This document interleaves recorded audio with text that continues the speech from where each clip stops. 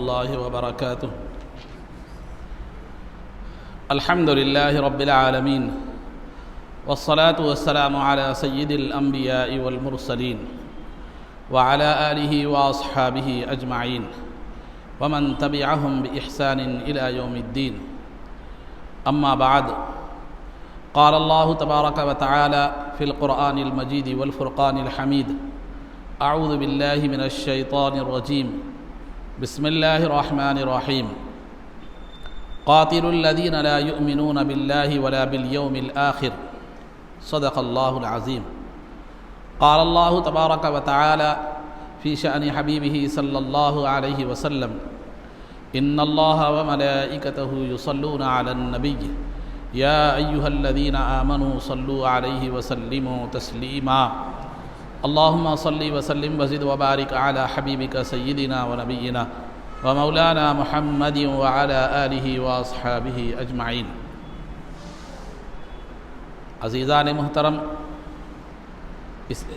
اس سے قبل عقائد کے حوالے سے آپ حضرات کے سامنے تقدیر پر ایمان ایک مسلمان کو کیسے رکھنا ہے اس حوالے سے چند باتیں بیان کی گئی تھی.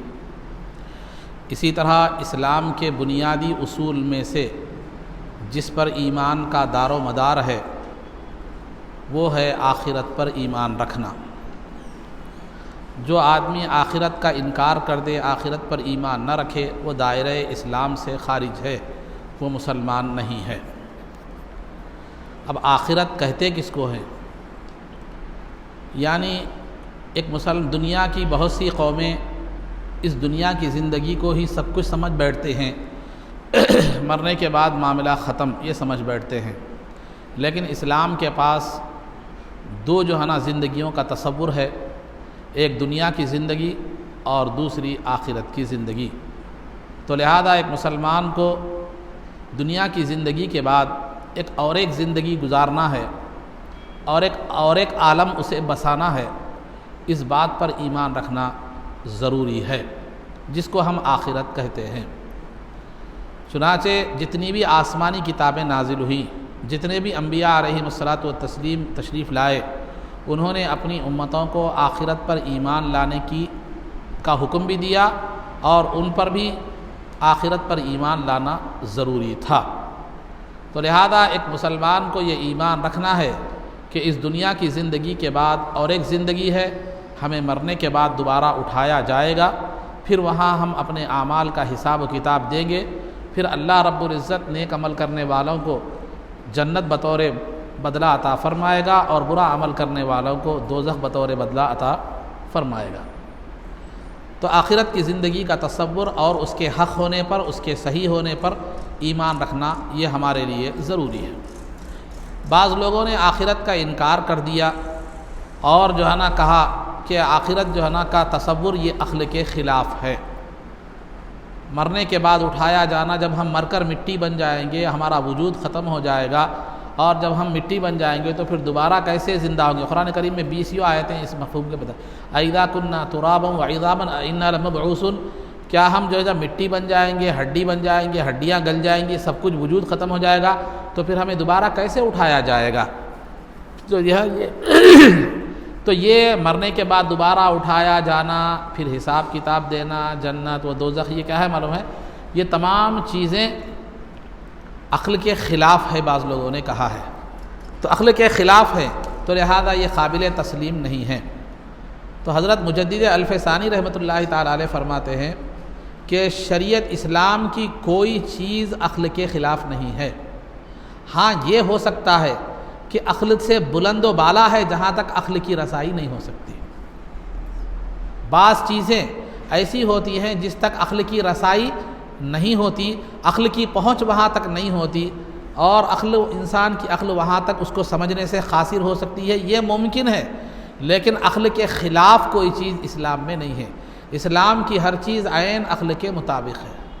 ہاں بعض چیزیں عقل سے اوپر ہو سکتی ہیں، بلند و بالا ہو سکتی ہیں، لیکن کسی چیز کا عقل سے بلند و بالا ہونا اور عقل کا وہاں تک نہ پہنچنا، عقل کے دائرے میں نہ آنا، یہ اس بات کی علامت نہیں ہے کہ وہ چیز غلط ہے. آپ کی عقل نہیں پہنچ رہی تو آپ کیا وہ غلط وہ چیز نہیں ہو سکتی، یہ آپ کے عقل کی کوتاہی ہے، آپ کے عقل کا قصور ہے۔ مثال کے طور پر میں آپ کے سامنے ایک بات بتلاتا چلو، ایک زمانے میں سواری کیا تھی؟ گدھے کی سواری تھی، اونٹوں کی سواری تھی، گھوڑے کی سواری تھی، اور جو ہے نا یہ چیزیں سواری کے طور پر استعمال کی جاتی تھیں۔ لیکن رفتہ رفتہ جو ہے نا انسان نے کیا کر لیا؟ سائیکل ایجاد کر لی، گاڑی ایجاد کر لی، 4 ویلر یعنی کار ایجاد کر لی، بس ایجاد کر لی، ٹرین ایجاد کر لی، ہوائی جہاز ایجاد کر لیا۔ اب وہ سواریاں گدھا، گھوڑا، اونٹ تو موجود ہے، لیکن اب وہ سواری کے طور پر جو ہے نا استعمال نہیں ہو رہے، بلکہ دوسری سواریاں بطور سواری کی کیا ہو رہی ہیں؟ استعمال ہو رہے ہیں۔ تو یہ سب انسان کے ایجادات ہیں، سائیکل، 2 ویلر، 4 ویلر، جہاز، ٹرین، بس یہ سب انسان کے کیا ہے؟ ایجادات ہیں، جو انسان سواری کے لیے کیا کر رہا ہے؟ استعمال کر رہا ہے۔ گھوڑا، گدھا جو ہے نا، اونٹ اس کو دیکھتے تو ہیں، 2 ویلر کو بھی دیکھتے ہیں، سب کچھ دیکھتے ہیں، لیکن وہ سمجھ نہیں سکتے کہ یہ انسان کیسے ایجاد کرا، کیوں ایجاد کرا، اس سے کیا کام لے گا۔ تو یہ گھوڑے، گدھے اور اونٹ کے عقل میں آنے والی چیز کیا ہے معلوم ہے؟ یہ نہیں ہے کہ یہ 2 ویلر سواری کو انسان نے جو ہے نا کیسے ایجاد کیا، وہ کیسے چلاتا ہے، اس کو کیسے استعمال کرتا ہے، یہ گھوڑے گدھے کی سمجھ میں آنے والا نہیں ہے۔ تو اس کا مطلب یہ نہیں ہے کہ اگر گھوڑے گدھے کو جس پر انسان ایک زمانے میں سواری کرتا تھا اس کو چھوڑ کر دوسری سواری اختیار کر لیا، تو گھوڑے گدھے کو انسان کی آج کی یہ سواریاں سمجھ میں نہیں آ رہی ہیں، تو اس میں سواریوں کا انکار نہیں کیا جا سکتا، 2 ویلر کا انکار نہیں کیا جا سکتا، 4 ویلر کا انکار نہیں کیا جا سکتا، ٹرین یا بس یا ہوائی جہاز کا انکار جو ہے نا نہیں کیا جا سکتا، انکار نہیں کیا جاتا، کیونکہ وہ حقائق کے ساتھ وہ بالکل سامنے موجود ہے، ساری دنیا استعمال کر رہی ہے، اپنی منزل تک پہنچ رہی ہے۔ ہاں یہ گھوڑے کے سمجھ میں نہیں آیا، گدھے کے سمجھ میں نہیں آیا کہ یہ انسان کی سواری کار کیسے ہو سکتی ہے، ہوائی جہاز جو ہے نا بغیر کسی سہارے کے کیسے اڑ سکتا ہے، تو یہ ہوائی جہاز کا انکار نہیں کر سکتے، بلکہ یہ کہا جائے گا کہ گدھے کی اور گھوڑے کی عقل میں یہ بات نہیں آئی، گدھے کے اور گھوڑے کی عقل میں بات نہیں آئی۔ تو اگر کوئی آدمی دنیا کی کچھ تعلیم حاصل ہو جانے کے بعد یا دنیا کے کچھ فلسفہ سیکھ لینے کے بعد، چند باتیں سیکھ لینے کے بعد اگر یہ دعویٰ کرتا ہے اسلام کے کسی حکم کے تعلق سے کہ یہ عقل کے خلاف ہے، یہ چیز فلاں عقل کے خلاف ہے، یہ خلاف ہے، یہ خلاف ہے، تو وہ عقل کے خلاف نہیں ہے، تیری عقل گھوڑے اور گدھے کی عقل ہے، وہاں تک تیری رسائی نہیں ہے۔ جس طرح گھوڑے اور گدھے کی عقل کی رسائی جو ہے نا آج کی ماڈرن سواریوں تک نہ پہنچنے کی وجہ سے ہم جو ہے نا اس ماڈرن سواریوں کا انکار نہیں کر سکتے۔ اگر گھوڑے اور گدھے کو زبان دی جائے اور وہ بولے کہ تمہاری سواریاں میرے عقل میں نہیں آ رہی لہذا یہ غلط ہیں، تو اب بولیں گے تو گھوڑا اور گدھا ہے، تیری سمجھ کے باہر کی بات ہے، تو گدھا ہے، تیرے سمجھ کے باہر کی بات ہے، یہ تیرے سمجھ میں آنے والی بات نہیں ہے، تیرے نہ ماننے سے ہمارا کوئی فرق پڑنے والا نہیں ہے۔ میں روزانہ کار میں اے سی میں بیٹھ کے جا رہا ہوں، سووں کا سفر طے کر رہا ہوں، ہزاروں کا سفر جہاز میں طے کر رہا ہوں، یہ حقائق ہیں، یہ زمینی حقیقت ہے، اس کا تیری عقل میں نہ آنے کی وجہ سے انکار نہیں کیا جا سکتا۔ تو اگر کوئی آدمی کہ اسلام کی کسی چیز کو جو ہے نا خلاف عقل سمجھ کر وہ کہتا ہے کہ یہ اسلام کی یہ چیز غلط ہے، تو پھر اس کی مثال اس گھوڑے کی طرح ہے جس کو ہوائی جہاز کی سواری، ٹرین کی سواری، بس کی سواری سمجھ میں اور یہ انسان کی ایجادات سمجھ میں نہیں آتی ہے، اس کی اپنے عقل کا قصور ہے۔ تو اسی طرح جو ہے نا اگر کوئی آخرت کا تصور اس کے پاس سمجھ میں نہیں آتا اور اسے آخرت کا تصور اس کے عقل کے خلاف نظر آتا ہے تو یہ اس کے عقل کا قصور ہے اور وہ اس کی جو ہے نا سمجھ کا پھیر ہے، ورنہ آخرت کا تصور تو ضروری ہے۔ پہلے تو بات جو آخرت کا انکار کیا جاتا ہے وہ سب سے پہلی بات تو یہ ہوتی ہے کہ انسان جو ہے جب مر کر مٹی بن جاتا ہے، ہر چیز ختم ہو جاتی ہے، اس کا جسم بھی گل جاتا ہے، اس کے ہڈیاں بھی گل جاتی ہیں، سب کچھ ختم ہو جاتا ہے، تو پھر انسان دوبارہ کیسے جو ہے نا زندہ ہو سکتا ہے، دوبارہ کیسے زندہ ہو سکتا ہے؟ تو لہذا عزیزان محترم، تو اگرچہ کہ انسان کا جسم فنا ہو جاتا ہے لیکن اس کی روح ختم نہیں ہوتی ہے۔ اللہ تعالیٰ اس روح کو پھر دوبارہ جو ہے نا زندہ فرمائے گا اور اس روح کے اوپر دوبارہ جسم کو جو ہے نا اللہ رب العزت آخرت کا جسم اس پر طاری فرما دے گا اور اس کو دوبارہ کیا کرے گا؟ زندہ کرے گا۔ اس کی مثال کے طور پر میں ایک بات بتاتا چلوں کہ مثال کے طور پر جو ہے نا ایک ہمارے ہندوستان کے سائنسدانوں نے چندریان 3 جو ہے نا بنایا، اس کو جو ہے نا خلا میں بھیجا، جو بھی ہے آپ دیکھ رہے ہیں وہ تو بھیجا، تو لہذا ایک مرتبہ انہوں نے بنانے نے بہت زیادہ کوشش کی، اگر خدا نہ خواستہ چندریان 3 اوپر جا کر فیل ہو جاتا ہے، وہ بلاسٹ ہو جاتا ہے یا ختم ہو جاتا ہے، اس کے پرچے بھی نہیں ملتے، اس کی ذرات بھی نہیں ملتے، تو پھر ہمارے سائنسداں جو نقشہ اس کا جو فارمولا ہے اس پہ پھر دوبارہ کیا کر سکتے ہیں؟ اس کو دوسرا نیا چندریان 4 بھی بنا جو ہے نا سکتے ہیں۔ کیوں؟ اس لیے کہ ان کے پاس نمونہ موجود ہے، اس کے لیے سائنسداں بھی موجود ہے اور قابل اشخاص بھی موجود ہیں، بنانا کوئی بڑی بات نہیں ہے۔ تو بلا تشبیہ و تمثیل، جب ایک مرتبہ اللہ رب العزت تو قدرت والی ذات ہے، میں یہ بات اپنی انسانی عقل کے حساب سے سمجھا رہا ہوں، تو لہذا جب ایک مرتبہ کوئی چیز ایجاد کر دی جائے تو دوبارہ ایجاد کرنے میں نہ اسے اتنا وقت لگتا ہے اور نہ اس کو جو ہے نا کوئی مشکل پیش آتی ہے، بلکہ دوبارہ جو ایجاد انسان کرتا ہے پہلے والی سے بہتر ایجاد کرتا ہے، اس میں جو کوتاہیاں اور کمیاں رہ جاتی ہیں اس کو پورا جو ہے نا کرتا ہے۔ تو جب ایک معمولی انسان ایک چیز کو جب ایجاد کر لیتا ہے تو دوبارہ ایجاد کرنا اس کے لیے جو ہے نا مشکل نہیں ہوتا۔ تو وہ پروردگار جو ایک مرتبہ انسان کو جو ہے نا پیدا کر دے، عدم سے وجود میں لا لے، تو پھر اس کو انسان کو اللہ نے جس وقت پیدا کیا اس وقت نہ روح تھی، نہ کچھ تھا، نہ جسم تھا، کچھ بھی نہیں تھا، ایک مادہ منویہ کا ناپاک خطرہ تھا۔ اللہ نے اسے خون کا لوتھڑے میں تبدیل کیا، پھر اس کے بعد جسم کا ٹکڑا بنایا، پھر اس کے اعضاء بنائے، پھر ہارٹ بیٹنگ شروع ہوئی، پھر اس کے بعد اللہ نے 120 دن کے بعد تقریباً جو ہے نا اس کے اندر روح کو پھونکی۔ تو جب روح نہیں تھی تو جسم تھا، اور انسان کو اللہ نے بالکل بے مادہ اور بغیر کسی جو ہے نا چیز کے پیدا کیا ہے، تو پھر اب روح موجود ہے تو اس پر دوبارہ کپڑے پہنانا، لباس کے جو ہے نا جسم کا کپڑے پہنانا، یہ جو ہے نا انسانی عقل سے بھی سوچا جائے تو اللہ کے لیے کوئی بعید بات نہیں ہے۔ تو لہذا جو لوگ دور سمجھتے ہیں مرنے کے بعد دوبارہ اٹھایا جانا، دوبارہ جو ہے نا، ارے ایک عام بات بتلاتا چلو، فرعون کی زمانے کے آج سے ہزاروں سال پہلے جب سائنس اتنی ترقی نہیں کی تھی، ٹیکنالوجی اتنی ترقی نہیں کی تھی، فرعون کے جو ہے نا جو زمانے کے جو کافر تھے، اس زمانے کے کافروں نے جو ہے نا ممیوں کو کیمیکل لگا کر محفوظ رکھا، 2-3 ہزار سال سے آج تک ان کی ممی محفوظ ہے۔ تو یہ ایک انسان، ایک کافر، یہ جو خدا پر ایمان نہیں رکھتا، جو ایک معمولی انسان ہے، وہ انسان کے جسم کو ہزاروں سال ایک کیمیکل سے برقرار رکھ سکتا ہے، باقی رکھ سکتا ہے، تو کیا وہ پروردگار دوبارہ اللہ کے نیک اپنے بندوں کے جسم کو باقی نہیں رکھ سکتا اب زمین میں، اور پھر جو ہے نا ایک کیمیکل باقی رکھ سکتا ہے؟ تو اللہ رب العزت اولیاء، صالحین، صحابہ سرکار کے جسم مبارک کو جو ہے زمین میں محفوظ نہیں رکھ سکتا، بالکل رکھ سکتا ہے۔ پھر دوبارہ ایک نمونے کی بنیاد پر، ایک جو ہے نا فارمولے کی بنیاد پر سائنسداں دوسرا راکٹ تیار کر سکتا ہے، تو کیا وہ قدرت والی ذات جس نے سائنسداں کو وہ عقل دی، وہ پیدا کیا، وہ سمجھ دی، وہ علم دیا، کیا وہ دوبارہ انسان کو پیدا نہیں کر سکتا؟ تو عقل کے حساب سے دیکھا جائے تو بھی یہ کوئی بعید نہیں ہے، اور اگر کوئی اس کو بھی نہیں سمجھتا تو وہ عقل کا یتیم ہے۔ ایک بات۔ دوسری بات، اگر جو ہے نا آخرت کا تصور اگر تھوڑی دیر کے لیے نکال دیا جائے کہ انسان کے اعمال کا حساب، اچھے اعمال پر جنت، برے اعمال پر دوزخ، اگر یہ تصور تھوڑے دیر کے لیے ختم کر دیا جائے تو آئیے پھر انسان کا کیا مقام ہے وہ بھی ہم دیکھتے چلیں۔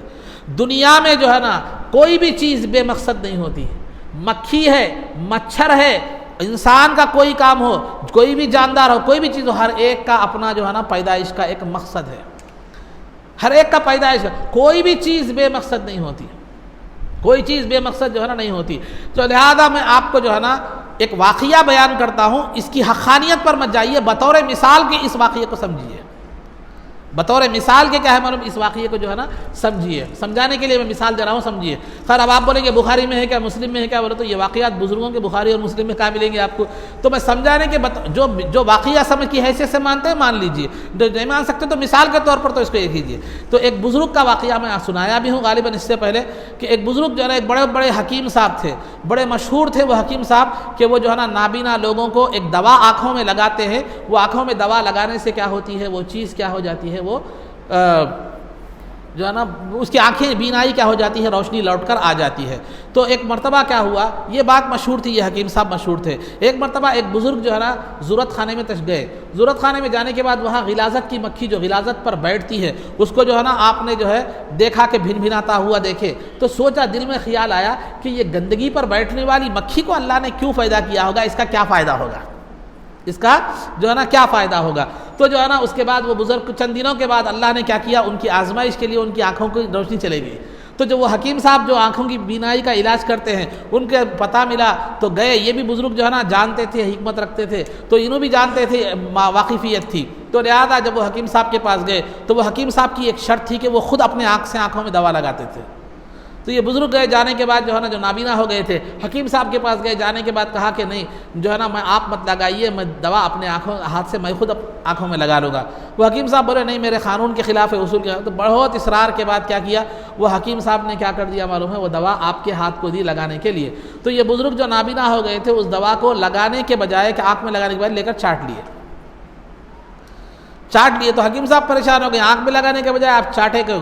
تو بولے کہ میں دیکھنا یہ چاہ رہا تھا کہ اس کی دوا میں آخر کیا کیا چیزیں آپ نے ملائی ہیں. تو وہ دوا میں جو بھی چیزیں ملائی تھی حکیم صاحب نے وہ تمام چیزیں جو ہے نا بزرگ نے وہ بتا دی. تو حکیم صاحب نے جو ہے نا کہا کہ آپ تو جو بول رہے ہیں صحیح ہے، جتنی چیزیں آپ بول رہے ہیں صحیح ہے، مگر ایک چیز آپ بھول گئے جس میں میں نے اس دوا میں ملائی تھی. وہ کیا ہے؟ غلاظت پر بیٹھنے والی مکھی کا عرق بھی اس کے اندر شامل تھا، جس کو آپ بیان نہیں کر سکے. تو مطلب کیا ہے بتانا یہ ہے کہ اللہ نے غلاظت کی مکھی کو بھی جو ہے نا بیکار نہیں بنایا.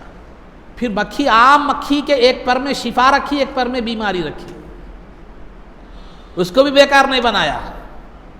تو ہر چیز کو اللہ رب العزت نے کیا ہے بیکار نہیں بنایا. تو اگر آخرت کا انکار کیا جائے تو ہر چیز، کائنات کی ہر چیز کوئی نہ کوئی مقصد کے لیے ہے، تو پھر انسان کی زندگی بھی کوئی نہ کوئی مقصد کے لیے ہے. اگر انسان کی زندگی آخرت کا تصور ختم کر دیا جائے کہ نیک آدمی کو نیکیوں کا ثواب نہ ملے، اس کا کوئی حساب نہ ہو، برے آدمی سے بھی کوئی حساب نہ ہو، اس کے لیے کوئی بدلہ نہ ملے، تو پھر جو ہے نا انسان کی زندگی بے مقصد ہو کر رہ جائے گی. نیک آدمی تہجد پڑھ رہا ہے، نمازیں پڑھ رہا ہے، نفس کشی کر رہا ہے، مجاہدات کر رہا ہے، لیکن اس کے باوجود بھی اسے حاصل کچھ بھی نہیں ہو رہا ہے. اور ایک برا آدمی چوری کر رہا ہے، زنا کر رہا ہے، لوٹ مار کر رہا ہے، ظلم کر رہا ہے، پھر اس کے باوجود بھی ننگے کے بھائی چنگے ہیں. جیسا کہ ننگے کے بھائی چنگے بولتے ہیں ہمارے پاس، ویسے. تو بہرحال عزیزان محترم، تو اگر یہ چیزیں انسان نیک اعمال کر کے بھی اسے کچھ نہ ملے، اور جو ہے نا برا آدمی برا عمل کر کے بھی اسے کچھ سزا نہ ملے، اسے کوئی ثواب نہ ملے، تو پھر ایک انسان جو اشرف المخلوقات ہے تو اس کی زندگی کا مقصد کیا ہو جائے گا؟ بیکار ہو جائے گا. تو جب معمولی مکھی کا مقصد تخلیق ہے، وہ معمولی مقصد زندگی، معمولی حقیر مخلوق کا بھی مقصد ہے، وہ بے مقصد کے نہیں ہے، تو پھر انسان جیسی اشرف المخلوقات یہ بے مقصد کیسے ہو سکتی ہے؟ تو لہذا انسان کی زندگی اس جانور مکھی سے بھی بدتر ہو جائے گی اگر آخرت، حساب کتاب، جزا اور سزا، عذاب اور ثواب کا جو ہے نا اگر نظام نہ رکھا جائے. آئے کھائے پیے چلے گئے تو وہ جانوروں سے بدتر زندگی اس کی کیا ہو جائے گی. عقل کے حساب سے بھی سوچا جائے. اور دنیا میں بھی کوئی بھی آدمی محنت کرتا ہو، معمولی محنت ہی کیوں کرتا ہو، آپ ہیں کسی کے پاس نوکری کر رہے ہیں، تجارت کے لیے محنت کر رہے ہیں، نوکری کر رہے ہیں، جو بھی ہے، کوئی بھی محنت آدمی کیوں کرتا، اس کا کچھ نہ کچھ بدلہ ملے، خواہ وہ دنیا کا ہو بدلہ یا آخرت کا بدلہ ہو. اگر کوئی کام دنیا میں آپ ایک ایسا بدلہ دیجئے جس میں کوئی جو ہے نا بدلہ نہ ہو، جو کوئی بدلے کے مقصد سے انسان نہ کرتا ہو، ثواب کی نیت سے ہو، پیسہ کمانے کی نیت سے ہو، دنیا کمانے کی ہو یا آخرت کمانے کی، کوئی نہ کوئی مقصد، کوئی نہ کوئی بدلہ ہوتا ہے. تو جو کام بے مقصد اور بے بدلہ ہوتا ہے وہ لا یعنی امور، بیکار امور میں شمار ہوتا ہے. تو اگر انسان کی زندگی کا آخرت کا تصور نہ ہو، اس کے نیک اعمال کا اور برے اعمال کا حساب و کتاب کا تصور نہ ہو، جنت و دوزخ کا تصور نہ ہو، تو پھر انسان کی زندگی بیکار اور لا یعنی ہو جائے گی، جو کہ اشرف المخلوقات کے مرتبے کے خلاف ہے. تو خلاصہ گفتگو میں بتانا یہ چاہتا ہوں کہ آخرت کا تصور بھی ضروری ہے، آخرت پر ایمان لانا بھی ضروری ہے. اور آخرت کے دو مرحلے ہیں، آخرت کی زندگی کے دو مرحلے ہیں. ایک مرحلہ انسان کے مرنے کے بعد سے لے کر قیامت تک کا ایک مرحلہ ہے، جس کو آپ عالم برزخ یا قبر کی زندگی کہتے ہیں. پھر اس کے بعد دوسرا مرحلہ جو ہے نا قیامت سے لے کر ہمیشہ تک کے ہے، اس کی کوئی حد اور اس کا کوئی وقت مقرر نہیں ہے، ابد الآباد تک ہے، اس کو حشر کہتے ہیں. تو مرنے کے بعد سے قیامت تک کی جو زندگی ہوتی ہے اس کو قبر یعنی برزخ کہتے ہیں، برزخ کی زندگی کہتے ہیں. اور قیامت سے لے کر ہمیشہ تک کی جو زندگی ہوتی ہے وہ کیا ہے؟ حشر کی زندگی کا ہے، کہلاتی ہے. تو آخرت کی زندگی دو مرحلوں پر مبنی ہے، ایک قبر کا عالم برزخ اور ایک عالم حشر. یہ جو ہے نا آخرت کے حوالے سے جو باتیں کچھ بیان کی گئی، انشاءاللہ اس کی تفصیلات آتی رہیں گی آپ کے سامنے، تسلسل کے ساتھ آتی رہیں گی. یہ تمہیدی طور پر چند باتیں میں نے آپ کے سامنے بیان کی ہے. اور جو ہے نا سیرت میں آپ حضرات کے سامنے یہ بات بتلائی گئی تھی کہ جو ہے نا 27 صفر کو پنجشنبہ یعنی جمعرات کے دن جو ہے نا نبوت کے 13ویں سال یعنی 13 نبوی کو رسول پاک صلی اللہ علیہ وسلم ہجرت کے ارادے سے جو ہے نا نکل پڑے، اپنے جو ہے نا دولت خانے سے نکل پڑے، اور آپ نے غار حرا میں تقریباً 3 دن جو ہے نا قیام فرمایا. پھر اس کے بعد یکم ربیع الاول پیر کے دن 13 نبوی یعنی نبوت کے 13ویں سال آپ جو ہے نا مدینہ منورہ کی طرف روانہ ہو گئے. تو راستے میں جو ہے نا بڑے عجیب و غریب کئی واقعات جو ہے نا پیش آئے. تو لہذا سابق میں بھی میں نے آپ کے سامنے ذکر کیا تھا کہ سرکار دو عالم صلی اللہ علیہ وسلم کے ساتھ ابو بکر صدیق رضی اللہ تعالیٰ عنہ تھے، اور ابو بکر صدیق رضی اللہ تعالیٰ عنہ کے غلام عامر بن فہیرہ جو خدمت کے لیے ان کو رکھ لیا گیا تھا، اور عبداللہ بن اریقط نامی ایک غیر مسلم تھا، اس کو راستے کی خدمت کے لیے کیا کیا گیا تھا، لیا گیا تھا۔ تو سرکار دو عالم صلی اللہ علیہ وسلم 3 دن جو ہے نا غار ثور میں قیام کرنے کے بعد وہاں جو حالات پیش آئے، مکڑی نے جالا بن دیا، کبوتریوں نے انڈے دے دیے، فلاں یہ سابق میں نے غار ثور کے تعلق سے تفصیلات میں نے ذکر کر دی ہیں۔ تو بہرحال تو اس کے بعد وہاں سے نکلے، راستے میں جو ہے نا رسول پاک صلی اللہ علیہ وسلم کا گزر ام معبد کے گھر پر سے ہوا۔ ام معبد یہ ام معبد یہ ان کی کنیت ہے، لیکن حقیقت میں ان کا نام جو ہے وہ عاتیقہ تھا، عاتیقہ۔ تو ام معبد کے گھر پر سے آپ کا گزر ہوا۔ یہ ام معبد کیا تھی؟ راستے میں ان کا گھر پڑتا تھا۔ یہ بڑی شریف اور مہمان نواز خاتون تھی، مسافروں کو، آنے جانے والے مسافروں کو ضروریات کی چیزیں دیتی تھی، فروخت بھی کرتی تھی، مہمان نوازی بھی کرتی تھی، بہرحال جو بھی تھا۔ تو سرکار دو عالم صلی اللہ علیہ وسلم کا گزر جب ان کے مکان پر سے ہوا تو وہاں پر سرکار دو عالم صلی اللہ علیہ وسلم رکے اس غرض سے کہ کچھ گوشت اور جو ہے نا کھجور ان سے خریدے جائیں۔ اس غرض سے اترے تو اس وقت خاص سالی کا زمانہ تھا۔ انہوں نے کہا کہ میرے پاس آپ کو دینے یا بیچنے کے لیے کوئی چیز موجود نہیں ہے۔ تو جو ہے نا سرکار دو عالم صلی اللہ علیہ وسلم نے ان کے گھر میں دیکھا کہ کونے میں ایک بالکل مریل، دبلی پتلی، ایک دم بیمار بکری کھڑی ہوئی ہے۔ تو سرکار دو عالم صلی اللہ علیہ وسلم نے فرمایا مجھے وہ بکری کا دودھ دو گے؟ تو اس خاتون نے کہا کہ اگر وہ بکری بیمار ہے، دیگر بکریوں کے ساتھ وہ جنگل کو نہیں جا سکی بیمار ہونے کی وجہ سے، اور اس کے تھن میں دودھ کا ایک خطرہ بھی نہیں ہے، میں آپ کو اگر ہوتا تو میں خود پہلے ہی آپ کو کیا کر دیتی تھی، اس میں کچھ دودھ نہیں ہے اس لیے میں نے نہیں دیا۔ تو جو ہے نا سرکار دو عالم صلی اللہ علیہ وسلم نے ام معبد سے کہا کہ اگر تمہاری اجازت ہو تو میں دودھ نتھار لوں۔ تو وہ خاتون تعجب سے کہنے لگی، تعجب سے، اگر دودھ ہوتا تو میں خود آپ کو دیتی تھی، آپ کو نتھارنے کی زحمت گوارا کرنے کی ضرورت نہیں تھی۔ سرکار نے پھر اجازت طلب کی تو کہا ٹھیک ہے۔ تو سرکار بسم اللہ الرحمن الرحیم پڑھ کر تھن کو ہاتھ لگائے تو وہ تھن دودھ سے بھر گئے،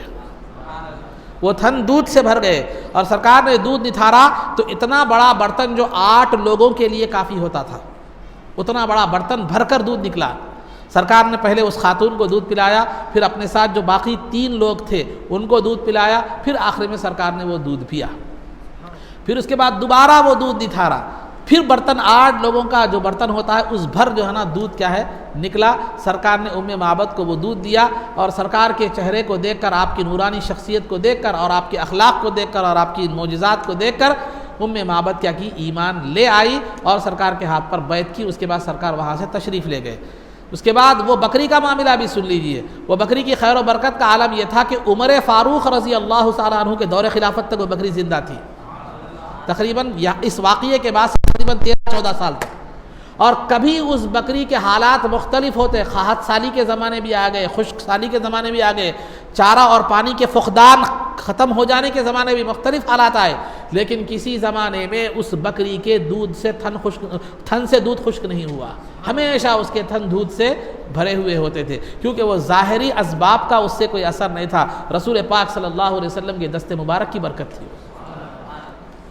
تو عزیزان محترم، تو اس کے بعد چلے گئے سرکار دو عالم صلی اللہ علیہ وسلم، چلے گئے، تشریف لے گئے۔ جانے کے بعد شام میں بکریاں چرانے کے لیے جو ان کے شوہر جو ہے ام معبد کے شوہر ابو معبد جو تھے وہ آئے، آنے کے بعد برتن کو دودھ سے بھرا ہوا دیکھا تو پریشان ہو گئے، بکریاں تو میرے ساتھ تھی، ایک جو مریل بکری تھی وہ دودھ کے دینے کے قابل نہیں تھی، پھر اتنا زیادہ دودھ کہاں سے آیا؟ تو ام معبد نے سرکار کے پورے اوصاف کو جو ہے نا بیان کیا۔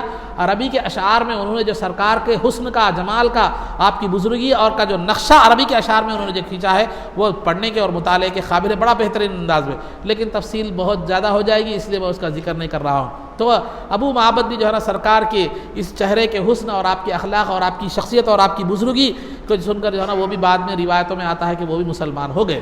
تو بہرحال ان کے بھائی بھی، ام معبد کے شوہر ابو معبد بھی مسلمان ہو گئے، بھائی بھی جو ہے نا مسلمان ہو گئے۔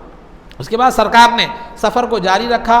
دوران سفر چونکہ مکے میں اعلان ہو چکا تھا، ابو جہل وغیرہ نے اعلان کر دیا تھا کہ جو بھی سرکار کو یا ابو بکر کو جو زندہ یا نعوذ باللہ مردہ پکڑے گا، ہر ایک کے بدلے میں علیحدہ 100 اونٹ دیے جائیں گے، علیحدہ 100 اونٹ دیے جائیں گے۔ تو سراقہ بن مالک بن جعشم جو اس وقت تک ایمان نہیں لائے تھے، وہ جو ہے نا یہ لالچ میں، اونٹوں کی لالچ میں آ کر دونوں کو پکڑے، 200 اونٹ معمولی بات نہیں تھی اتنی، تو لہٰذا وہ جو ہے نا لالچ میں آ کر سرکار دو عالم صلی اللہ علیہ وسلم کے پیچھا کرنے کے لیے گئے۔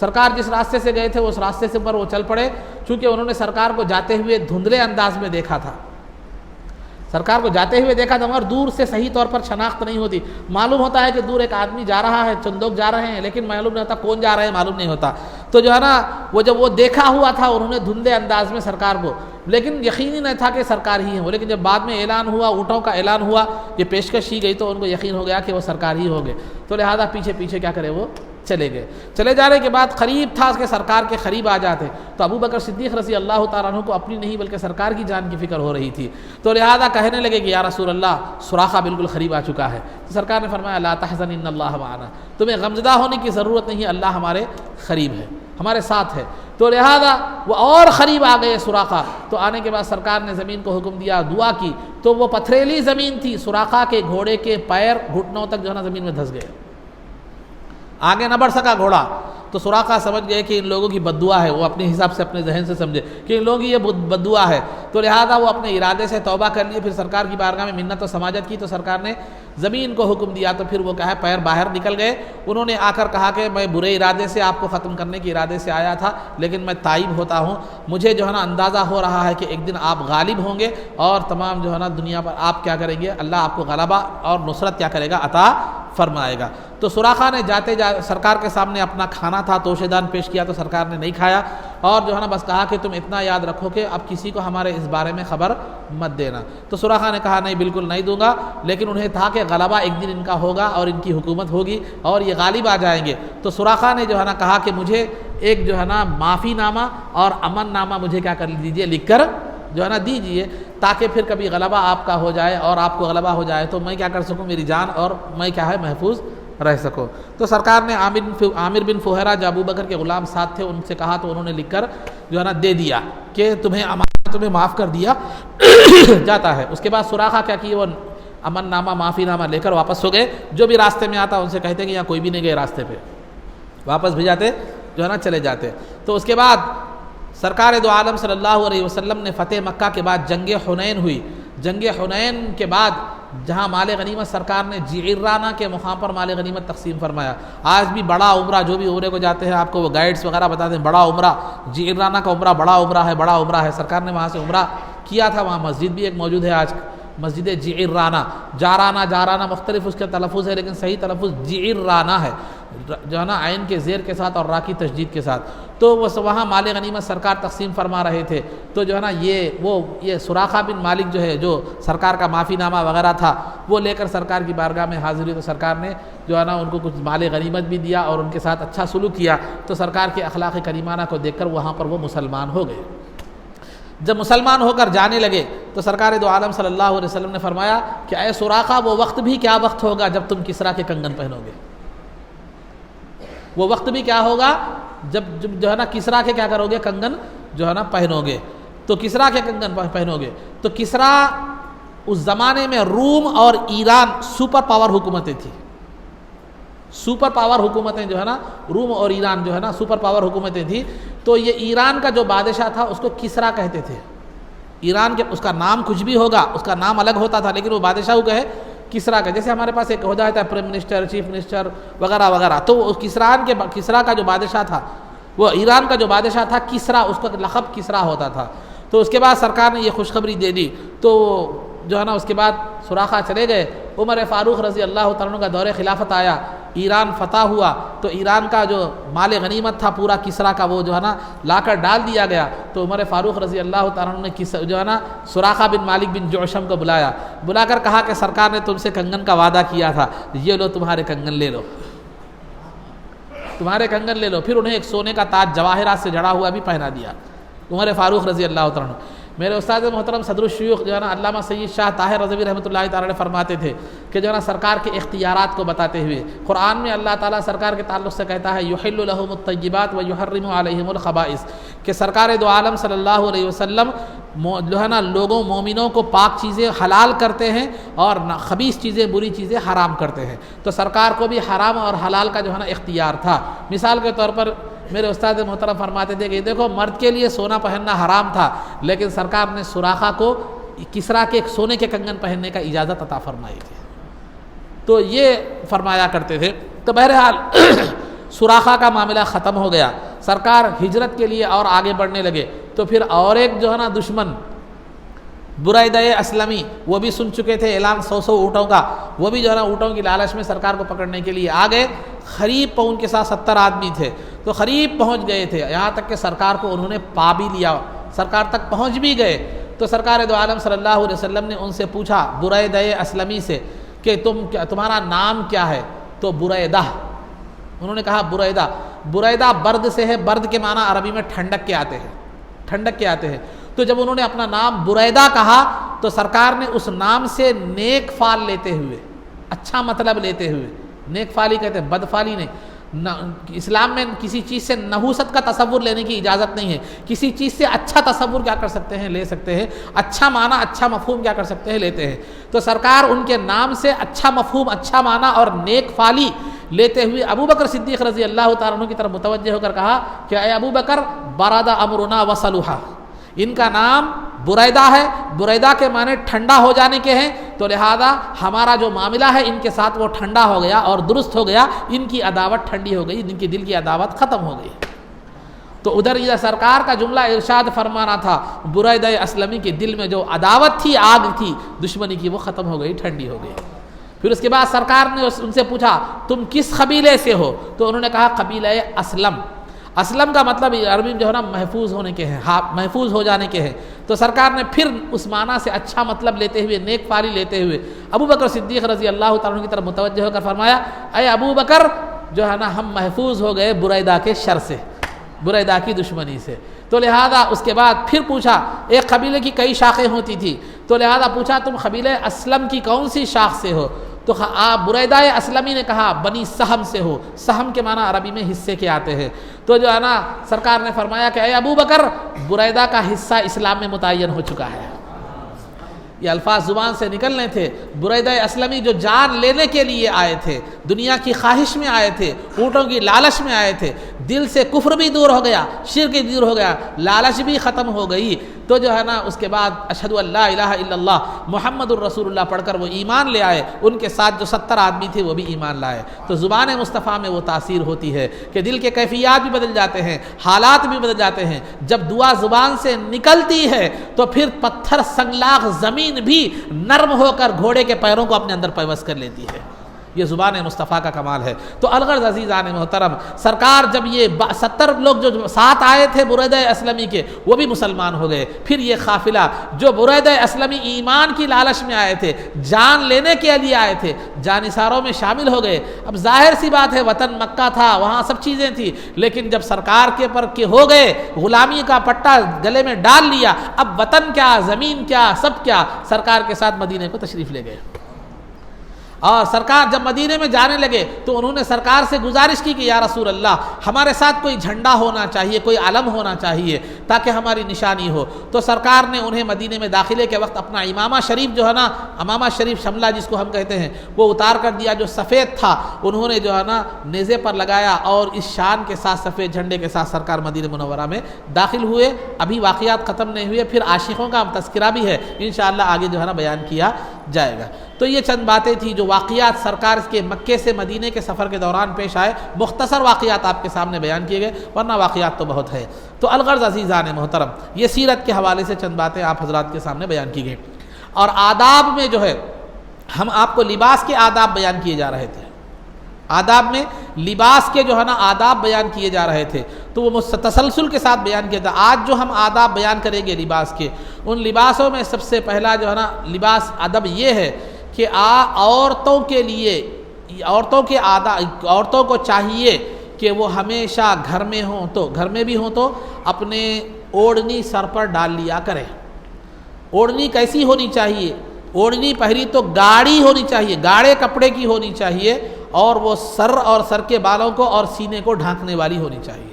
ہمیشہ عورتیں اوڑھنی دوپٹہ جس کو کہتے ہیں وہ اوڑھ کر کیا کرے، رکھے، کہاں پر؟ باہر نہیں، بلکہ گھر میں بھی ہوں تو اس کا اہتمام کریں کہ جو ہے نا ان کا سر کے بال اور سینے کا حصہ کیا کرے چھپا جو ہے نا رہے، اس کا اہتمام کریں۔ اور وہ کپڑا کیسے ہونا چاہیے؟ اتنا طویل، اتنا لمبا چوڑا ہونا چاہیے کہ چیزیں ڈھک جائیں اور پتلا نہیں ہونا چاہیے۔ ابو داؤد کی روایت ہے کہ سرکار دو عالم صلی اللہ علیہ وسلم کے جو ہے نا کے پاس ایک ململ کا کپڑا بطور تحفے کیا ہے۔ ململ کا کپڑا آپ کو معلوم ہے بالکل پتلا ہوتا ہے، تو سرکار دو عالم صلی اللہ علیہ وسلم نے کہا کہ جو ہے نا دحیہ کلبی رضی اللہ تعالیٰ عنہ کو بلا کر کہا کہ یہ کپڑا رکھ لو اور تم اس کے لیے اپنا کرتا سلا لو اور اس کا ایک حصہ جو ہے نا اپنے گھر کی خاتون کو دوپٹے کے طور پر دو، لیکن اس کے نیچے ایک استر سی لینا۔ جو کپڑا تم دوپٹے کے لیے دے رہے ہو اس کے نیچے استر سی کر اسے گاڑھا کر دینا، اس کے بعد ان کو بطور دوپٹے کے استعمال کرنے کے لیے دینا۔ اس سے واضح طور پر یہ بات معلوم ہوتی ہے کہ عورت کا دوپٹہ گاڑھا ہونا چاہیے۔ لیکن آج ہم دیکھتے ہیں کہ بہت سے سوٹ ہماری خواتین اور مائیں بہنیں خریدتی ہیں، تو سوٹوں میں یا تو اوڑھنی چھوٹی ہوتی ہے، اوڑھنی چھوٹی نہیں بڑی بھی ہو تو بالکل پتلی ہوتی ہے، اور پھر جو ہے نا وہ ہماری خواتین اس کو ذوق سے اوڑھ لیتی ہیں جس میں کوئی چیز پردے کا کوئی وہاں اثر دکھائی نہیں دیتا۔ تو بہرحال اس بات کی طرف توجہ دینے کی ضرورت ہے کہ عورتیں ہمیشہ دوپٹہ پہنے رہیں، اور دوپٹہ بڑا اس قدر ہو کہ ان کے سر کے بال اور ان کی سینہ کیا ہے چھپا رہے، اور وہ کپڑا گاڑھے قسم کا کیا ہونا چاہیے۔ دوسرے لباس کے آداب میں سے جو دوسری چیز ہے کہ اللہ رب العالمین جو ہے نا اس معیار کا، اس انداز کا لباس پہنے جو اللہ نے اسے بنایا ہے، یعنی جس کے پاس جتنا مال و دولت ہو، مال و دولت کے لحاظ سے کیا کرے وہ اپنا لباس استعمال کرے۔ اللہ نے آپ کو امیر بنایا ہے، مالدار بنایا ہے تو آپ مالداروں والا لباس پہنیے، متوسط درجے کا بنایا ہے تو متوسط درجے کا لباس پہنیے، اور غریب بنایا ہے تو غریبی کا لباس جو ہے نا آپ پہنیے جیسا آپ کی ہے۔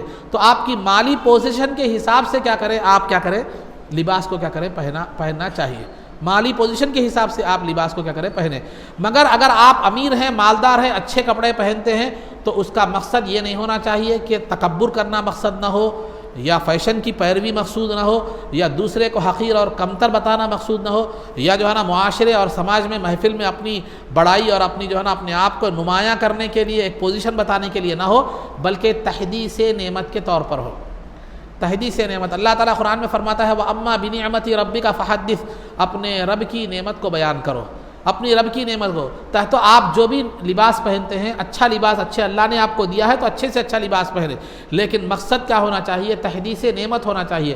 تحدیث نعمت کا مطلب یہ ہے کہ آپ کی زبان سے اور آپ کے لباس سے اللہ رب العزت کی شکر گزاری کے جذبات جھلکے، کہ اللہ کا لاکھ لاکھ شکر ہے کہ مجھے اللہ نے یہ مقام دیا ہے کہ میں اس طرح کا لباس پہن سکوں، اچھے سے اچھا لباس اللہ نے مجھے عطا فرمایا۔ تو شکر گزاری کے جذبات کے ساتھ، یہ احساسات کے ساتھ یہ آپ کے جو ہے نا لباس ہونا چاہیے، اچھا لباس پہننا چاہیے، برے مقاصد کے تحت نہیں پہننا چاہیے۔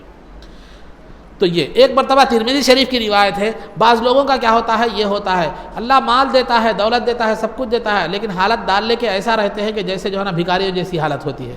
یہ شریعت میں پسندیدہ نہیں ہے، اس چیز کو، یہ چیز پسندیدہ نہیں ہے۔ شریعت میں مرد کو چاہیے کہ وہ خوبصورت یا ایسا لباس پہنے جو اس کے لیے خوبصورتی کا باعث ہو، جو خوبصورتی کا مطلب عورتوں کی خوبصورتی نہیں، اچھا دکھے آدمی، اور اس جو ہے نا معیار کا اور اس لحاظ کا، اس جو ہے نا کوالٹی کا لباس پہنے جو اس کو اللہ نے صلاحیت، مالی صلاحیت کیا ہے دی ہے۔ تو لہٰذا حالت ڈال لے کے رہنا یہ جو ہے نا پسندیدہ نہیں ہے، یہ بخیلوں کا طریقہ ہے۔ ایک بات یاد رکھیے، بخیل اور فقیر میں فرق کیا ہوتا ہے معلوم؟ بخیل فقیر سے بھی بدتر ہوتا ہے۔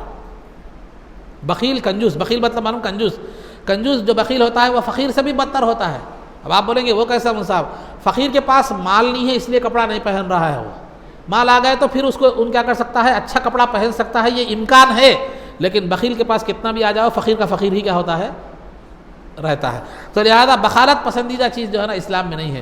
تو ایک صحابی رسول جو ہے نا، یہ بخالت سے تعلق نہیں ہے، یہ واقعے کا جو صحابی کا بیان کر رہا ہوں میں آپ کو مثال کے طور پر میں نے یہ بات کہی ہے۔ ایک صحابی رسول جو ہے نا سرکار کی بارگاہ میں حاضر ہوئے تو ان کے کپڑے جو ہے نا اتنے ان کی شان، ان کے لحاظ سے اتنے مناسب کپڑے معلوم نہیں ہو رہے تھے۔ تو سرکار نے پوچھا، یعنی اچھے پیسے والے تھے لیکن کپڑوں سے جو ہے نا غربت جھلک رہی تھی، ہو سکتا ہے ذہن اس طرف حضرت کا نہ گیا ہو، یا جو ہے نا سادگی پسند تھے ہوں گے، جو بھی ہے، تو مقصد کچھ بھی ہو سکتا ہے۔ تو سرکار نے ان کی حالت کو دیکھ کر کہا کہ کیا تمہارے پاس کوئی مال و دولت نہیں ہے؟ تو انہوں نے کہا کہ یا رسول اللہ جو ہے نا ہر طرح کا مال اللہ نے مجھے دیا، روپیہ، پیسہ، جائیداد، بھیڑ بکریاں وغیرہ سب کچھ ہے۔ تو سرکار نے فرمایا کہ فَلْيُرَىٰ عَلَيْكَ أَثَرُهُ، چاہیے کہ تم پر اس کا اثر بھی، اللہ نے جو نعمتیں دی ہے اس کا اثر تم پر ظاہر ہونا چاہیے کہ اس طرح یہ حالت ڈالنے کی جو ہے نا کیوں ہو۔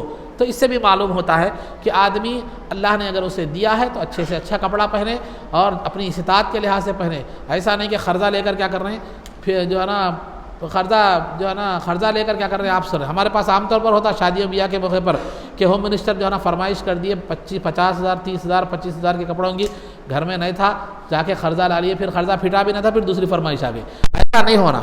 تو ہوم منسٹر کو بھی چاہیے، خواتین کو بھی چاہیے کہ اپنے شوہر کی استطاعت کا لحاظ رکھے، اور مردوں کو بھی چاہیے کہ غیر ضروری فیشن میں آ کر جو ہے نا وہ آپ کیا کریں، اچھے سے اچھا لباس پہننے کی کوشش کریں، لوگوں کو اچھا دکھنا، اچھے سے صاحب بولے اسماعیل صاحب جو ہے نا اچھا لباس پہنو، بولے ختم گئے بینک قرضہ لے لیے، جا کے زبردست لباس خرید لیے، پھر قرضہ لباس پرانا بھی نہیں ہوا، قرضہ پھٹا بھی نہیں، پھر دوسرا خرید رہے ہیں۔ ایسا نہیں ہونا چاہیے۔ ایک بات یاد رکھیے، آپ کو میں بتاتا چلوں، زندگی میں حقیقت پسند بننا سیکھیے، جو ہے نا گاؤں کی فکر میں خاصی دبلا مت بنیے۔ انہوں کیا بولتے ہیں کہ انہوں کا ایسا ہے کہ ان کو دکھانے نہیں۔ آدمی ہمیشہ اللہ نے جو آپ کو جو پوزیشن دی ہے اس پوزیشن کے حساب سے اپنی زندگی بسر کیجیے۔ بڑے لوگ بولتے ہیں نا جتنی چادر ہے اتنی ہی پیر پھیلاؤ، زیادہ پھیلانے کا چادر ہی پھٹ جاتی ہے، وہ بھی نہیں رہتا یہ بھی نہیں رہتا، سمجھے؟ تو اس لیے چادر کو پھاڑ لو مت، زندگی جس انداز میں ہے اس انداز میں گزاریے۔ آپ متوسط ہیں تو متوسط انداز میں زندگی گزاریے۔ انفقوا لم یسرفوا، جو ہے نا سرکار کی کا ارشاد ہے کہ یہ من فقہ المرئی جو ہے نا قصدہ فی المعیشہ، یہ او کما قال علیہ الصلوۃ والسلام، آدمی کی عقل مندی اور سمجھداری کا تقاضا یہ ہے کہ وہ زندگی میں کیا کرے، درمیانی راہ کو ہمیشہ اختیار کرے۔ غیر ضروری جھوٹی شان دکھانے واسطے، شان تو جھوٹی دکھا رہے مگر پیچھے قرضے والے ہیں، سمجھے؟ ویسا نہیں ہونا چاہیے۔ تو بہرحال لباس بھی جو ہے نا آپ کی زندگی کا جو معیار ہے اس معیار کے حساب سے لباس پہنیے، غیر ضروری تکلفات میں جانے کی ضرورت نہیں ہے۔ زیادہ سے زیادہ کیا بولیں گا، دو تعریف، کیا لباس دکھ رہے ہیں آج تم، کیا بہترین دکھ رہے ہیں، اور بول کے دوست بولیں گا، لیکن وہ ایک کے واسطے سال بھر کا قرضہ جو ہے نا یہ اٹھا لینا کوئی عقل مندی کی بات جو ہے نہیں ہے۔ تو بہرحال تو آدمی حقیقت پسند بنیے، اپنے مقام کو سمجھیے، اپنے مقام کے لحاظ سے زندگی گزاریے، یہ میرا مشورہ ہے۔ مانے ٹھیک ہے، واقعہ قرضہ تو آپ کو پھیرنا ہے، میرے کو تو نہیں ہے۔ تو بہرحال یہ لباس کے آداب جو ہے نا بیان کیے گئے۔ اس کے بعد مسائل میں آپ حضرات کے سامنے اس سے قبل وضو کا مسلسل طور پر تذکرہ کیا جا رہا تھا کہ وضو کے فرائض کیا ہیں، پھر اس کی وضاحتیں کیا ہیں، پھر وضو کا طریقہ کیا ہے، اور پھر وضو کن چیزوں سے ٹوٹتا ہے، اور پھر وضو بعض وہ چیزیں جو بظاہر جن سے معلوم ہوتا ہے کہ وضو ٹوٹ جاتا ہے لیکن ٹوٹتا جو ہے نا نہیں ہے، اور پھر معذور کا وضو، معذور کو کیسے وضو کرنا چاہیے، زخمی کا وضو کیسے ہوگا، یہ تمام تفصیلات جو ہے نا آپ کو پیچھے بیان کی گئی ہیں۔ اس کے بعد وضو کے بعد جو دوسرا درجہ عام طور پر جو انسان کو ضرورت پیش آتی ہے وہ غسل کی ہے، کیونکہ وضو کو دن میں 5 مرتبہ وضو کی ضرورت پیش آتی ہے نماز کے لیے۔ غسل کی روزانہ خیر بعض لوگ کرتے ہیں، غسل کی ضرورت پیش آنا الگ چیز ہے، کرنا ایک الگ چیز ہے۔ آپ پاکی اور صفائی کے لیے روزانہ غسل کر رہے ہیں، ٹھیک ہے، اچھی بات ہے، لیکن غسل فرض کب ہوتا ہے؟ وہ عام طور پر جتنا زیادہ وضو کی ضرورت پڑتی ہے غسل کی اتنی زیادہ نہیں پڑتی۔ تو اب اس کے بعد اسی لیے جو ہے نا وضو کے بعد غسل کے مسائل جو ہے بیان کرنے کا ارادہ کیا گیا ہے۔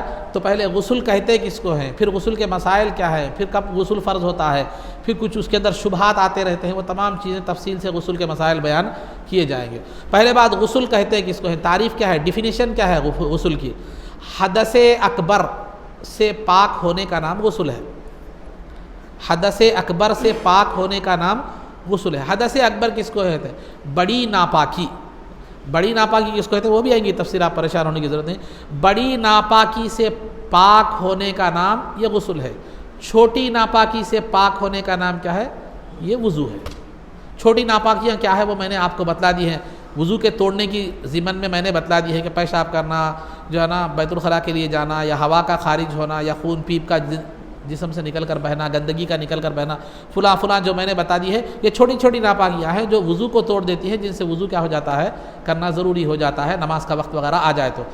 ہوتے ہی ضروری نہیں ہے، کر لے تو ضروری ہے، لیکن نماز کا وقت جب آئے تو نماز کے لیے تو وضو کرنا واجب ہو جاتا ہے۔ اسی طرح بڑی ناپاکیاں ہیں جیسے احتلام ہے، ہم بستری ہے، عورت کے ماہواری ایام ہے، ولادت کے ایام ہیں، یہ چیزیں کیا ہوتی ہیں، یہ بڑی بڑی ناپاکیاں ہیں۔ اگر یہ ناپاکیاں کسی آدمی کو لاحق ہو جاتی ہیں، ان ناپاکیاں انسان سے کو جو ہے نا پر طاری ہو جاتی ہے، تو پھر اس پر کیا ہو جاتا ہے، غسل فرض ہوتا ہے۔ یہ بڑی بڑی ناپاکیاں ہیں، تو ان سے یہ اس کی بھی تفصیلات آپ کے سامنے آئیں گی۔ تو بڑی ناپاکیاں جن کا میں نے ذکر کیا ہے، احتلام، ہم بستری، اور جو ہے نا حیض، نفاس، یہ جو ہے یہ بڑی بڑی ناپاکیاں ہیں، ان سے پاکی حاصل کرنا یہ غسل کہلاتا ہے۔ ان کو حدث اکبر کہتے ہیں، بڑی ناپاکیاں کہتے ہیں۔ تو غسل کہتے ہیں حدث اکبر، یعنی بڑی ناپاکی سے پاکی حاصل کرنے کا نام کیا ہے؟ یہ غسل ہے۔ اور غسل کی مختلف صورتیں ہیں۔ کبھی غسل فرض ہوتا ہے، فرض عین ہوتا ہے، فرض کفایہ ہوتا ہے، واجب ہوتا ہے، سنت ہوتا ہے، مستحب ہوتا ہے۔ فرض عین کا مطلب یہ ہوتا ہے کہ جس کسی کے اندر بھی یہ چیز پائی جاتی ہے اس پر غسل کرنا کیا ہے؟ فرض ہے۔ ہر آدمی پر یہ فرض ہو جاتا ہے، جس کسی کے اندر بھی، کوئی بغیر کسی امتیاز، مرد ہو عورت ہو کوئی بھی ہو، جس کسی پر بھی یہ چیزیں طاری ہو جاتی ہیں، یعنی بڑی ناپاکی اس پر طاری ہو جاتی ہے، جیسے میں نے بتایا احتلام، ہم بستری وغیرہ وغیرہ، یہ بڑی ناپاکی کی کیفیت جس کسی پر بھی طاری ہو جاتی ہے تو ہر اس آدمی پر جس پر یہ طاری ہوتی ہے اس پر غسل کرنا فرض ہے، جس کو فرض عین کہتے ہیں۔ فرض عین کہتے ہیں ایسی چیز کو جو ہر ایک پر لازم ہوتی ہے، ہر ایک پر کیا ہوتی ہے؟ لازم ہوتی ہے۔ تو جس کسی کے اندر بھی یہ چیز پائی جاتی ہے غسل کرنا کیا ہو جاتا ہے؟ فرض ہو جاتا ہے، اس کو فرض عین کہتے ہیں۔ یہ جو ناپاکیاں ہیں جس کے اندر بھی پائی جاتی ہیں اس پر غسل کرنا فرض عین ہے۔ دوسرا فرض کفایہ ہے۔ فرض کفایہ اس عمل کو کہتے ہیں جس کو بعض لوگ بھی ادا کر دے تو سب کی طرف سے کیا ہو جائے گا؟ ادا ہو جائے گا۔ اگر کوئی بھی نہیں کرے تو سب کے سب کیا ہو جائے گے؟ گناہ گار ہو جائیں گے۔ تو فرض کفایہ غسل جو فرض کفایہ ہے وہ میت کو غسل دینا یہ فرض کفایہ ہے۔ میت کو غسل دینا یہ فرض کفایہ ہے۔ بعض لوگ خواہ وہ رشتہ دار ہوں، محلے والے ہوں، بستی والے ہوں، دوست و احباب ہوں، میت کو اگر غسل دے دے، بعض لوگ بھی غسل دے دے تو وہ فرضیت سب کی طرف سے کیا ہو جاتی ہے؟ ادا ہو جاتی ہے۔ کسی پر ذمہ داری سب کے اوپر سے ساقط ہو جاتی ہے۔ کوئی بھی غسل نہیں دیے یا غسل کا انتظام نہیں کرائے تو سب کے سب فرض کفایہ کو چھوڑنے کے گناہ گار ہوتے ہیں۔ یہ ہر ایک پر فرض تھا، ہر مسلمان پر، مسلمان میت کو غسل دینا ہر مسلمان پر فرض تھا، لیکن بعض ادا کرنے سے کیا ہو جاتا ہے؟ سب کی طرف سے ادا ہو جاتا ہے۔ تو اس کو کہتے ہیں فرض کفایہ۔ تو میت کا غسل کیا ہے؟ فرض کفایہ ہے۔ اب رہا سنت، غسل کرنا بعض صورتوں میں سنت ہے۔ کب ہے؟ عید الفطر کے موقع پر، یعنی رمضان کی عید کے موقع پر، عید الاضحیٰ کے موقع پر، یعنی بقرعید کی عید کے موقع پر، جمعہ کا جو ہے نا دن غسل کرنا یہ کیا ہے؟ سنت ہے۔ اس میں دو بہتر وقت جمعہ کے دن کا کیا ہے؟ معلوم ظہر کا وقت شروع ہونے کے بعد کیا کریں آپ؟ غسل کریں، یہ بہتر ہے۔ تو یہ بہتر وقت ہے۔ اس کے بھی فقہا کے اس کے اندر اختلافات ہیں، تفصیلات ہیں، لیکن میں آپ کو عام انداز میں بات رکھ رہا ہوں۔ آپ کبھی بھی کر سکتے ہیں جمعہ کے دن، لیکن بہتر صورت جمعہ کے دن غسل کی کیا ہے؟ 9 بجے بھی کر سکتے ہیں، 10 بجے بھی کر سکتے ہیں، فجر کے بعد بھی کر سکتے ہیں، کبھی بھی کر سکتے ہیں آپ اپنی سہولت سے۔ لیکن بہتر بات آپ کے لیے غسل کی جو ہے، ظہر کا وقت شروع ہوتا ہے 12:30 بجے سے، اس وقت کیا کریں؟ غسل کرنے، ظہر کا وقت شروع ہونے کے بعد جمعہ کے غسل کی نیت سے غسل کریں، یہ کیا ہے؟ بہتر ہے۔ میں غسل کرتا ہوں جمعہ کے دن کا، تو یہ جمعہ کے دن غسل کرنا یہ سنت ہے۔ رمضان کی عید کے دن، بقرعید کے دن، جمعہ کے دن غسل کرنا کیا ہے؟ یہ سنت ہے۔ اسی طرح احرام باندھنے کے لیے احرام باندھنے سے پہلے غسل کرنا یہ سنت ہے، خواہ وہ احرام عمرے کا ہو، خواہ وہ احرام حج کا ہو، تو احرام باندھنے سے پہلے غسل کرنا یہ بھی کیا ہے؟ سنت ہے۔ احرام حج کا ہو کیا احرام عمرے کا ہو۔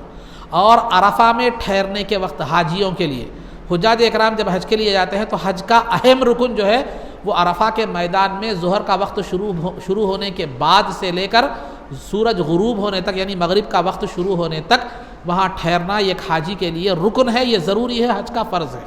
تو ظہر کا وقت شروع ہونے کے بعد کیا ہوتا ہے؟ وہ وقت شروع ہوتا ہے۔ تو عرفہ میں ٹھہرنے کے لیے 9 ذوالحجہ کو، یعنی بقرعید کی 9 تاریخ کو حاجی کے لیے یہ حکم ہے کہ عرفہ میں ٹھہرنے سے پہلے اس کے لیے غسل کرنا یہ سنت ہے۔ تو کیا ہو گیا؟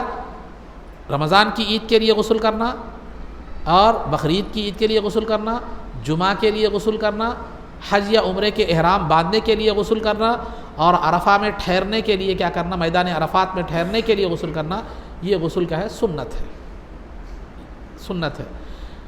سنت کا مطلب یہ ہوتا ہے تو کرے تو ثواب ہے، نہیں کرے تو اللہ کی ناراضگی ہو سکتی ہے۔ اللہ کی ناراضگی ہو، عتاب اس کو کہتے ہیں، عتاب ہوگا۔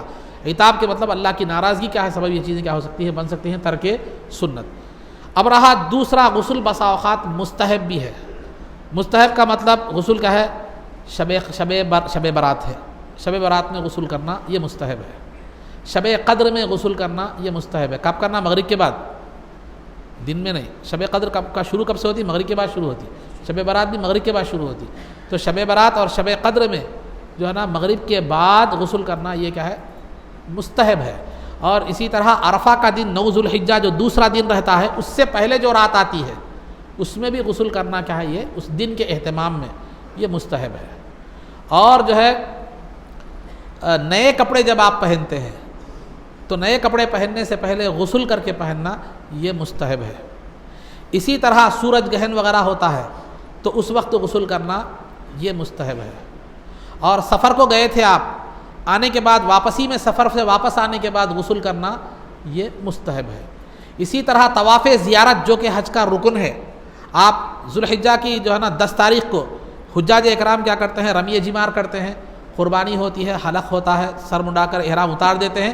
اس کے بعد جو مرحلہ ہوتا ہے طواف زیارت کا، 10 11 12 3 دن میں کبھی بھی آپ کیا ہے 12 تاریخ 12 ذوالحجہ کی غروب سے پہلے تک آپ کیا کر سکتے ہیں؟ طواف زیارت کر سکتے ہیں، اس کے بعد بھی کر سکتے ہیں، لیکن بکرا ذبح کرنا پڑتا ہے۔ تو بہرحال طواف زیارت جو بھی حج کا ایک رکن ہے، تو جب آپ طواف زیارت کرنے کے لیے جا رہے ہیں تو اس وقت بھی غسل کرنا یہ مستحب ہے۔ طواف زیارت کے لیے غسل کرنا یہ مستحب ہے۔ تو شب برات، شب قدر، شب عرفہ، یعنی عرفہ کے دن یہ جو ہے، اور پھر نئے کپڑے پہننے کے وقت، سورج گرہن کے وقت، اور طواف زیارت کرنے سے پہلے، اور اسی طرح نبی پاک صلی اللہ علیہ وسلم کی تعظیم اور احترام میں سرکار کی زیارت کو جانے سے پہلے کیا ہے؟ یہ غسل کرنا یہ بھی مستحب ہے۔ تو مستحب کا مطلب یہ ہوتا ہے کرنے سے ثواب ہے، نہیں کرنے سے آپ کو کوئی گناہ نہیں ہوگا۔ تو یہ اہتمام کے درجے میں ہے۔ تو یہ چند باتیں غسل کے جو ہے نا مختلف فرض کب ہوتا ہے، فرض عین جو ہر ایک پر فرض ہوتا ہے وہ، فرض کفایہ کب ہے، اور ایک واجب ہے۔ واجب کب ہوتا ہے؟ اگر کوئی کافر آدمی ناپاک تھا، ناپاکی کی حالت میں کلمہ پڑھ لیا، مسلمان ہو گیا، تو اسلام لاتے ہی اس پر غسل کرنا واجب ہے، یہ واجب ہے۔ تو فرض عین احتلام ہونا، ہم بستری کرنا وغیرہ وغیرہ، یہ اس پر غسل فرض عین ہوتا ہے۔ دوسرا میت کو غسل دینا فرض کفایہ ہے۔ ناپاک کافر جب اسلام لاتا ہے تو اس پر غسل کرنا کیا ہے؟ واجب ہے۔ اور پھر سنت، عید الفطر، جمعہ وغیرہ پر سنت ہے۔ پھر شب برات، شب قدر وغیرہ کے لیے کیا ہے؟ یہ مستحب ہے۔ تو یہ غسل کی کیفیات، یہ غسل کی مختلف صورتیں اور مختلف احکامات جو ہے نا آپ کے سامنے جو ہے نا بیان کیے گئے۔ آخر میں ایک بات اچھی طرح میں اس سے قبل بھی بیان کیا ہوں، ذہن میں رکھیے، فرض اور واجب یہ دونوں کا جو ہے نا عملی طور پر وزن ایک ہے، لیکن عقیدے میں دونوں مختلف ہیں۔ مطلب کیا ہے؟ جتنا فرض کو ادا کرنا ضروری ہے، واجب کو ادا کرنا بھی اتنا ہی ضروری ہے۔ فرض کو چھوڑنے سے جتنا گناہ ہوگا، واجب کو چھوڑنے سے بھی اتنا ہی گناہ ہوگا۔ تو عمل میں دونوں کا وزن ایک ہی ہے، البتہ عقیدے میں دونوں مختلف ہیں۔ اگر آپ فرض کا انکار کرتے ہیں تو آپ کافر ہو جاتے ہیں، اسلام سے نکل جاتے ہیں۔ اگر واجب کا انکار کرتے ہیں، کافر تو نہیں ہوتے لیکن گمراہ ہو جاتے ہیں۔ تو عقیدے میں دونوں کا وزن کیا ہے؟ بھٹکا ہوا، گمراہ نہیں، بھٹکا ہوا، جو راستے سے، صراط مستقیم سے سیدھے راستے سے کیا ہو گیا؟ بھٹک گیا، تو گمراہ ہو جاتے ہیں۔ تو فرض اور واجب کا جو ہے وزن عملی اعتبار سے ایک ہی ہے، مگر عقیدے کے اعتبار سے دونوں میں فرق ہے۔ فرض کا انکار کرنے والا کافر ہے، واجب کا انکار کرنے والا جو ہے نا گمراہ ہے۔ تو یہ مسائل میں چند باتیں آپ کے سامنے بیان کی گئیں، اور عام طور پر آپ کو معلوم ہے کہ آخر میں جو ہے نا ہمارا جو 5واں جو مضمون ہے وہ حضرت شیخ الاسلام حافظ محمد انوار اللہ فاروقی علیہ الرحمۃ والرضوان کی کتابوں کا اقتباس اور خلاصہ پیش کرنا ہے۔ تو انوار احمدی جو حضرت کی کتاب تھی، وہ جو ہے نا جو اشعار تھے اس کی تشریح تھی، جو اشعار جو ہے نا شیخ الاسلام نے مدینہ منورہ میں لکھے تھے، پھر اسی کی تشریح کی اشعار کی، تو کتاب بن گئی۔ تو پھر وہ اس کا تذکرہ، اس کا درس بھی چل رہا تھا، جو ہمارے 5 عنوانوں میں سے ایک عنوان ہے، لیکن چونکہ اب وقت بہت زیادہ ہو چکا ہے، اور جو ہے نا اسی لیے وہ تھوڑا گفتگو بھی تھوڑا طویل ہے، مضمون بھی تھوڑا طویل ہے، اس لیے میں یہاں پر اس چیز کو روک رہا ہوں۔ انشاءاللہ پھر آگے وہ سلسلہ جاری رہے گا۔ اللہ رب العزت سے دعا ہے کہ جو کچھ بھی کہا گیا اس پر عمل کی توفیق رفیق عطا فرما، عزت و عافیت کی زندگی دے، اور ایمان پر ہمارا خاتمہ فرما، رسول پاک صلی اللہ علیہ وسلم کے قدموں میں ہمارا حشر فرما، آپ کی شفاعت عظمیٰ سے ہم کو بہرور فرما، آپ کے دست مبارک سے جام کوثر پینا نصیب فرما، جنت میں آپ کی غلامی معیت اور رفاقت نصیب فرما۔ صلی اللہ تعالی وسلم علی خیر خلقہ سیدنا محمد و آلہ و صحبہ اجمعین برحمتک یا ارحم الراحمین والحمد للہ رب العالمین۔